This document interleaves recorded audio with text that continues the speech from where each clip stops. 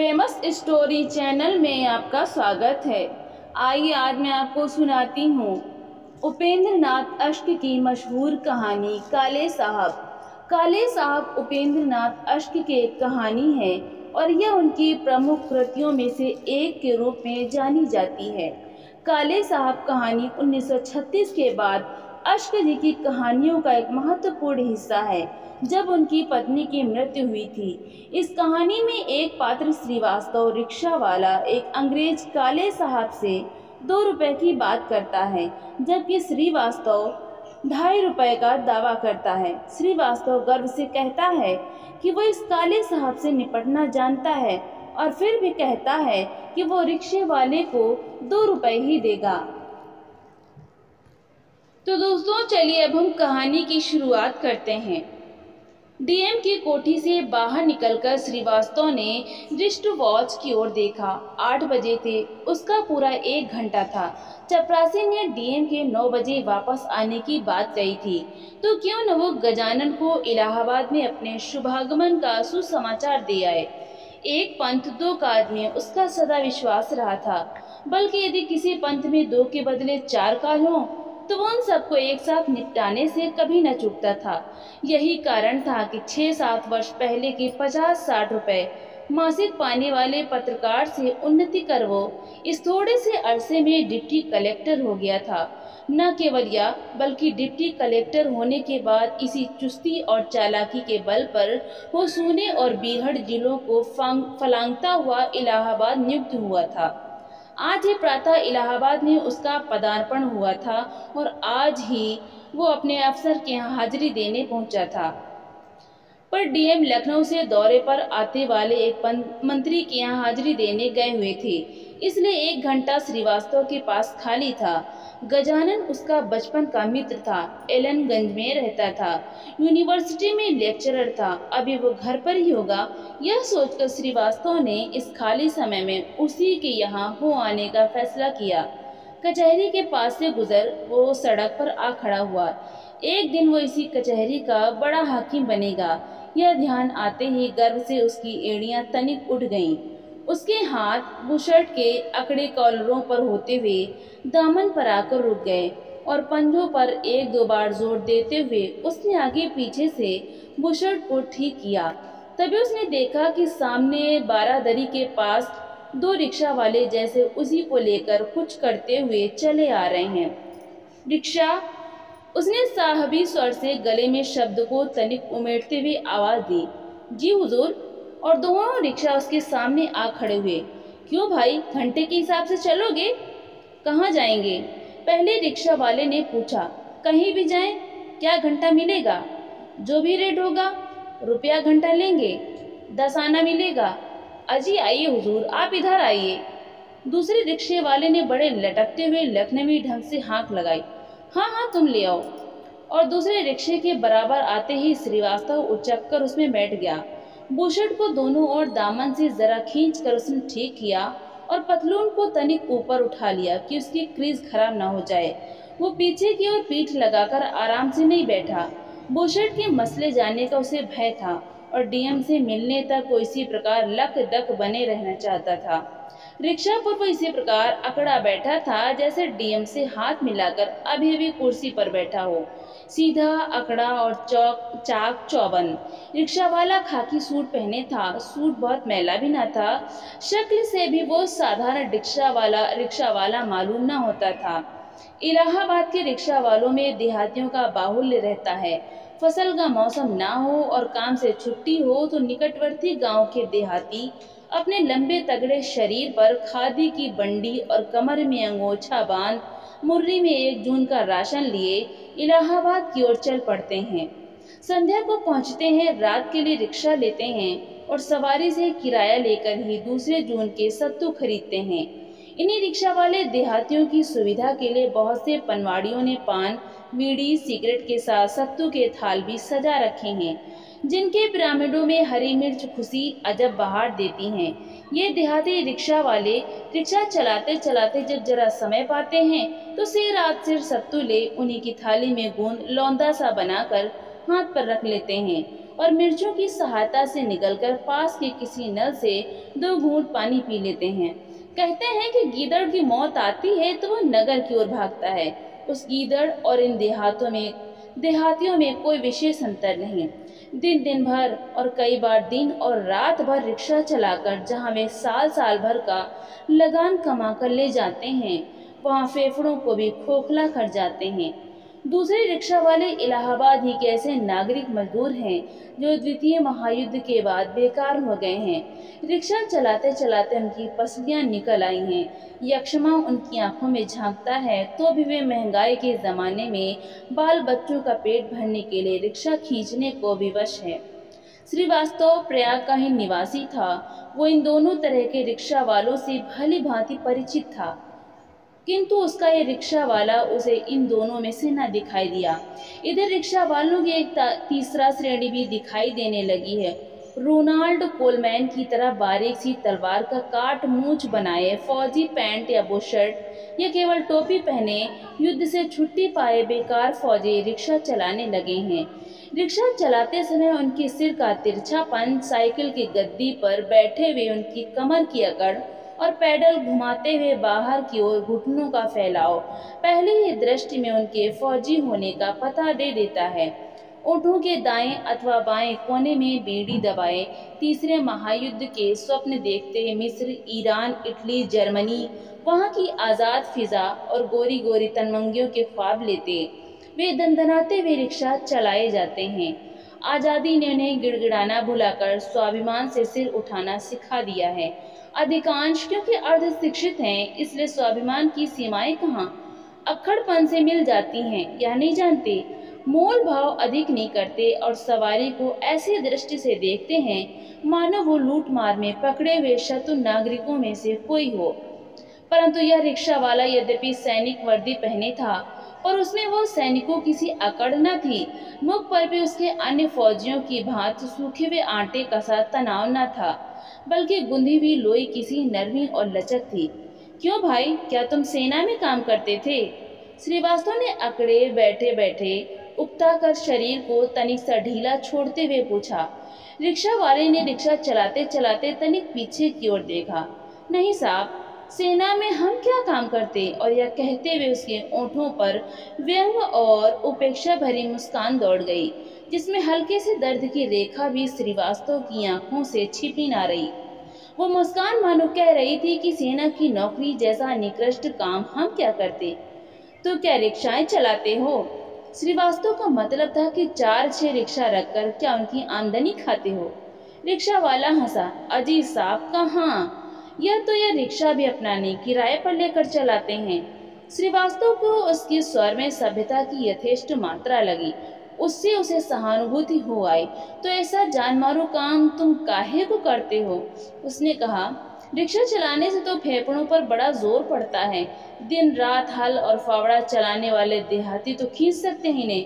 तुम्हारे ऐसे शहरियों के बस का यह काम नहीं। जी, हम क्या अपनी इच्छा से चलाते हैं? बीवी है, 3-4 बच्चे हैं, माँ है, 2 विधवा बहनें हैं। इतने बड़े कुटुंब का खर्च अकेले हम ही पर है। तुम कोई और काम क्यों नहीं कर लेते?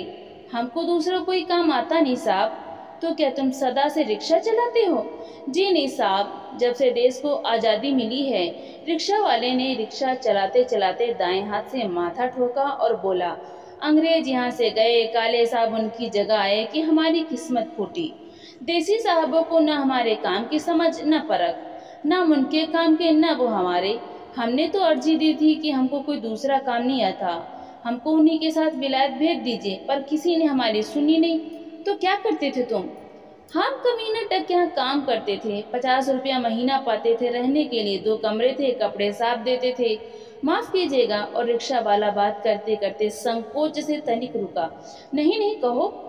श्रीवास्तव ने फिर अकड़ कर बैठते हुए कहा, यह जो बुशर्ट आपने पहन रखी है? रिक्शा वाले ने पीछे मुड़कर बड़े अदब से कहा, ऐसी तो साहब के यहाँ हम पहना करते थे। श्रीवास्तव फिर ढीला होकर बैठ गया। पीठ भी उसकी पीछे लग गई और सूट के मसले जाने का भी उसे ध्यान न रहा। अंग्रेजों के राज में जो मौज ली वो अब कहाँ। रिक्शा वाला कहता गया। दिन त्योहार पर इनाम मिलते थे, हमारे ही नहीं बीवी बच्चों तक के कपड़े बन जाते थे। अब बताइए इतना हम कहाँ पाएं, कैसे बीवी बच्चों का खर्च चलाएं। विवश रिक्शा चलाते हैं, खून सुखाते किसी दिन इसी तरह टरक जाएंगे। पर आखिर बात क्या है, तुम किसी देसी साहब के यहाँ काम क्यों नहीं करते? तुम किसी देसी साहब के यहाँ काम ही क्यों करते? कमिश्नर की जगह कमिश्नर हैं और कलेक्टर की जगह कलेक्टर। रिक्शा वाले ने रिक्शा चलाते चलाते फिर पीछे की ओर तनिक देखा। देसी साहब हमें क्या खाकर रखे, वो बोला, और उसके ओठों पर वही विद्रूप भरी मुस्कान फैल गई। श्रीवास्तव ने उत्सुकता मिली झल्लाहट से पूछा, कुक थे? जी नहीं, खान सामागिरी हमसे नहीं होती। तो क्या करते थे, बैरा थे? जी हाँ, बैरा थे। श्रीवास्तव फिर अकड़ कर बैठ गया। तो इसमें क्या बात है, तुम सारी जगह नौकरी कर सकते हो, हमारे यहाँ एक बैरा है। जी नहीं, वैसे बैरा नहीं थे, हम खाना वाना लाने का काम नहीं करते थे, हम साहब के कपड़े देखते थे। हाँ हाँ, कपड़े अपड़े देखते होगे, बूट वूट साफ करते होगे। जी नहीं, बूट तो भंगी साफ करता था, हम सिर्फ कपड़े देखते थे। क्या देखते थे कपड़ों का सारा दिन? अब साहब आपसे क्या बताएं, आप समझेंगे नहीं। रिक्शा वाले ने जरा सा मुड़कर मुस्कुराते हुए कहा, अंग्रेज लोगों की बड़ी बातें थी। एक वक्त एक सूट पहनते थे, रात का अलग, दफ्तर का अलग, दिन के आराम का अलग, सैर सपाटे का अलग, फिर डिनर सूट, गोल्फ सूट, पोलो सूट, डांस सूट, शिकार सूट। उनको ठीक जगह पर रखना, धोबी को देना लेना, साहब को पहनाना, यही काम हमारा था। देसी साहब क्या समझे और परखे हमारा काम। दिन रात महीनों वर्षों एक ही सूट घिसाए जाते हैं। यही साहब दिन की लाल कोठी के पास से होकर अभी हम निकले हैं। बड़े भारी अफसर हैं, पर कभी कभी ऐसा सूट पहनते हैं जो लगता है कॉलेज के दिनों का संभाले हुए हैं। जहाँ दफ्तर लगाते हैं वहाँ बाथरूम था। शनि की रात को क्या क्या रौनकें होती थी। और बगीचा देखा आपने, उसको क्या दुर्गति हुई है। कभी अंग्रेज साहब के जमाने में उसकी बहार देखते, वही बगीचा क्या, यह सारी सिविल लाइंस पड़ी अंग्रेज साहबों के नाम को रो रही हैं। इतने बड़े बड़े बंगले, इतने बड़े बड़े बगीचे, रांड के सिर की तरह मुंडे दिखाई देते हैं। श्रीवास्तव को उस रिक्शा वाले की उपेक्षा और भारतीय रहन सहन के प्रति उसका दुर्भाव बहुत बुरा लगा। यद्यपि वो स्वयं साहसी ठाट बाट से रहना पसंद करता था, परंतु उस समय उसे अंग्रेजी संस्कृति से संबंध रखने वाली प्रत्येक वस्तु के प्रति क्रोध हो आया।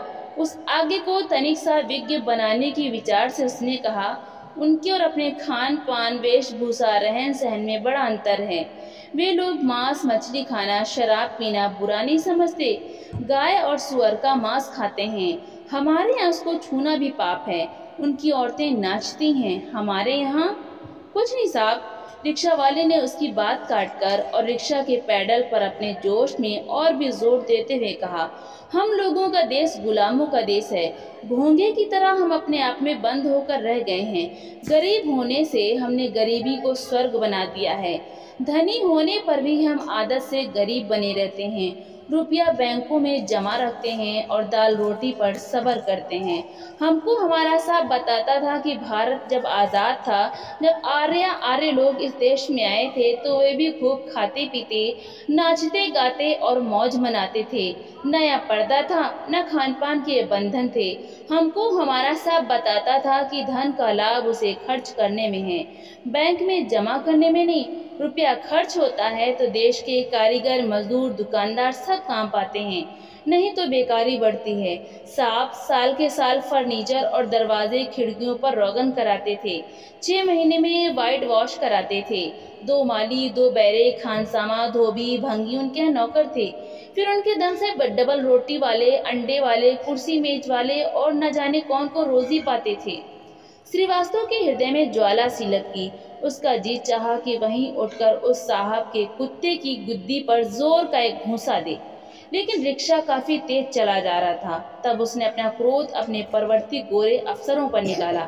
उन सालों का क्या है, जनता को लूटते और मौज उड़ाते थे। जनता को ये क्या कम लूटते हैं? रिक्शा वाले ने पलटकर बड़ी मिस्कीन व्यंगमयी हंसी के साथ कहा, छोटे से लेकर बड़े अफसर तक सब खाते हैं। वहाँ तो बड़े अफसर कुछ संकोच भी करते थे, यहाँ तो आपाधापी मची है। बस लेना जानते हैं, देना नहीं जानते। अंग्रेज लेता था तो 10 आदमियों का पेट पालता था। ये खाते हैं तो जमा करते हैं, खाएं उड़ाएं भी क्या, आदत भी हो।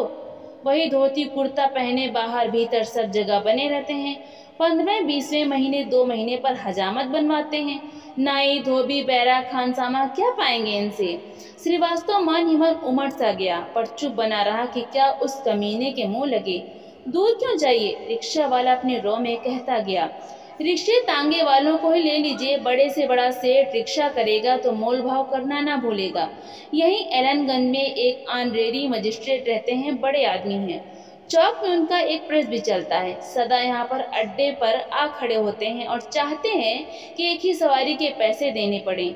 दूसरी सवारी ना हो तो आध घंटे खड़े रहते हैं। अंग्रेज मामूली फौजी भी हो तो कभी मोल भाव न करता था। फिर जेब में रुपया हुआ तो रुपया दे दिया और 2 हुए तो 2 दे दिए। एक बार हमारे साहब की मोटर बिगड़ गई थी। यहीं एलनगंज से कचहरी जाने में 5 रुपए का नोट उन्होंने रिक्शा वाले को दे दिया था। गजानन का घर आ गया था। श्रीवास्तव उचक कर उठा, परंतु वहां जाकर मालूम हुआ कि वो है नहीं। अपना कार्ड छोड़ श्रीवास्तव मुड़ा और रिक्शे वाले से उसने कहा कि जल्दी से चले। कचहरी के सामने उतरते वक्त श्रीवास्तव ने घड़ी देखी। 1 घंटा 10 मिनट हुए थे। दूसरा वक्त होता तो वो 10 आने घंटे के हिसाब से 12 आने से अधिक ना देता, पर इस रिक्शा वाले को 12 आने देने में उसे हिचकिचाहट हुई। साहबों की कब्र पर लात मारते उसने कहा, 1 घंटे से कुछ ही मिनट ऊपर हुए हैं। 2 घंटे में लगाएं तो 1 रुपया 4 आने होते हैं, पर यह लो 2 रुपए। 14 आने हमारी ओर से बख्शिश समझ लो।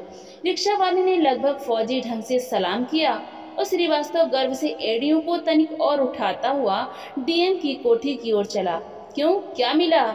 पहले रिक्शा वाले ने, जो अभी तक अड्डे पर खड़ा था, जोर से पूछा। 2 रुपए। 2 रुपए ये? हाँ 2 रुपए। किसी देसी अफसर से मैंने कभी कम लिया जो इसे लेता? साले इन काले साहबों से निपटना मैं ही जानता हूँ। अंतिम वाक्य की भनक श्रीवास्तव के कानों में पड़ गई। उसका उठी हुई एड़ियां बैठ गईं। शरीर का तनाव और चाल की अकड़ कम हो गई और वो साधारण आदमियों की तरह चलता डीएम के बंगले में दाखिल हुआ। तो दोस्तों, आपको ये कहानी कैसी लगी? लाइक करें, शेयर करें और कमेंट करके हमें ज़रूर बताएं। और इसी तरह की कहानियाँ सुनने के लिए हमारे चैनल को सब्सक्राइब करना बिल्कुल भी ना भूलें। तो मिलते हैं अगली नई कहानी के साथ। बहुत